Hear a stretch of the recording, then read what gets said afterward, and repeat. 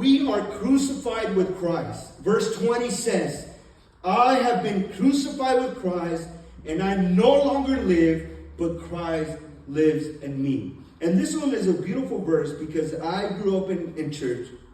In my entire life, what I thought this verse meant was that I was supposed to kill my flesh so that I do not longer live. My flesh does not overpower me, but that now I live for Christ.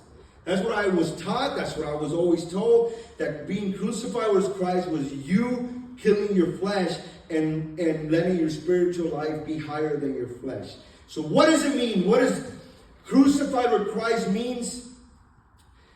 When I became a Christian, what does that mean when you become a Christian? The average person in the average church who has either walked an aisle or come forward or signed a card that said, I really want to ask Jesus into my heart or Jesus into my life, their understanding generally is this, that when they give their life to Jesus, they're saying, I'm going to try to live like Jesus. I need his forgiveness and his power in my life so that I can just try and be like Jesus. And so the idea is that it sounds right? Being a Christian means just trying to be like Jesus. But it's just a little bit more of a spiritual version of coming under the law. Saying that is just a spiritual version of being under the law. Instead, what Paul is telling us here, what we're told here is that the minute I believe, I am treated as if I have died like Jesus died, and I am treated as if I had lived as perfect as life as Jesus has lived.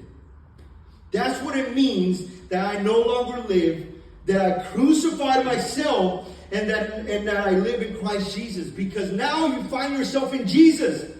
And Jesus has been crucified, so now you are crucified, and Jesus lives, and so now you live. And I wrote this quote. It's a little long, but it's just explained it so beautifully. Richard Hooker is an old Anglican preacher, and he put it this way. Such are we in the sight of God the Father, as is the very Son of God himself.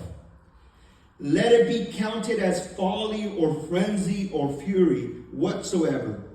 This is our comfort. This is our wisdom.